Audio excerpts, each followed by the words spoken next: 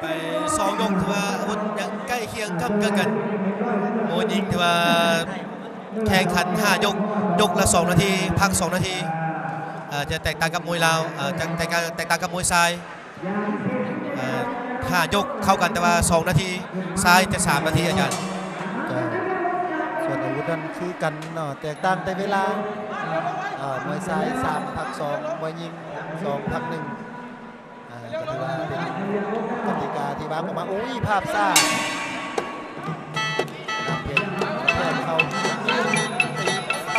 ดอกนี้เขามาเบิ่งยกที่3ท่านผู้ชมตักเข้มข้นสำหรับถ้าว่ามาเป็นสุดเลยน้ำเพชรโอ้ยแข่งกับมัดยกที่3นี่มุมแดงต้องได้เดินได้อัดแล้วอย่างเขาหาสำหรับน้องเปิ้ลสิทธิ์การเสิร์ฟมุมแดง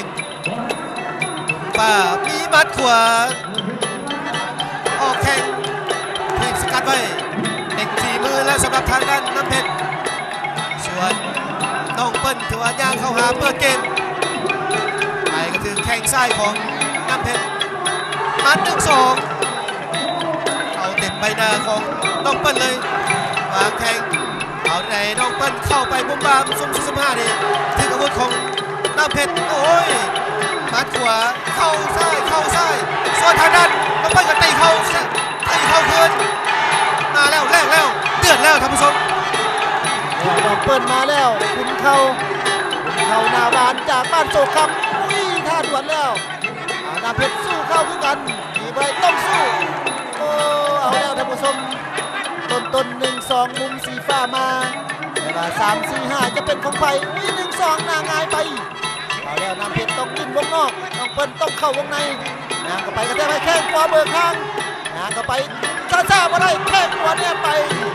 ด้านในเอาแล้วดูเดือดแล้วไอ้เป็นไผ่แล้วสนั่นบันไปก็แล้วย่างก็ไปแข้งขวาน้องเปิ้ลน้ำเพชรแข้งขวาขึ้นแข้งขวาเบิ้ล2แข้งขวาขึ้นน้องเปิ้ลเอาอย่าขี้ขวาได้ดีว่าจัดไป1-2ไปตีเข้าคืนเอาแล้วปลายยกมาแล้วดูเดือดแล้วเอาไปเลยสนั่นแข้งขวาไปจังหวะภายในดีกว่ากันยอมลงทุนน้องเปิ้ลยอมลงทุนใส่ต้นทุนสูงอย่าเข้าหาบางจะขี้คอยได้ต้องผ่านโดดแข้งของทางด้านน้ำเพชรอุ้ยก่อนจะเข้าหาถึงแข้ง2 ดอกวางแข้งขวาน้องเปิ้ลน้ำเพชรมาได้ไหนต่างฝ่ายต่างออกอาวุธไทยเป็นไทยยังเบิ่งบ่ออกบอกว่าเฮ้ยขี้มาตีน้องเปิ้ลน้ำเพชรตีคืนแต่เข้ากันอย่างดูเดือดไทยดีไทยยูตีได้ตีไปมันสุดยอดมวยลาวสตาร์นี่เป็นเพียงมวยยิงเท่านั้นท่านผู้ชมเดินมาไทยก็ดีกว่าด้วยเข้าขวาเข้าน้ำเพชรเข้าขวาน้ำเพชรเข้าซ้ายเข้าขวาเข้าซ้ายส่วนน้องเปิ้ลจะขึ้นเข่าน้องเปิ้ลตีเข้าคืนน้ำเพชรตีต่างฝ่ายต่างตีโอเสียงเสียสนั่นบันไปอยู่ในเวทีบันโอ้ยบันจบก่อนโอ้ไปพักสมสิ่งที่น่าสนใจทั้งคนท่านผู้ชม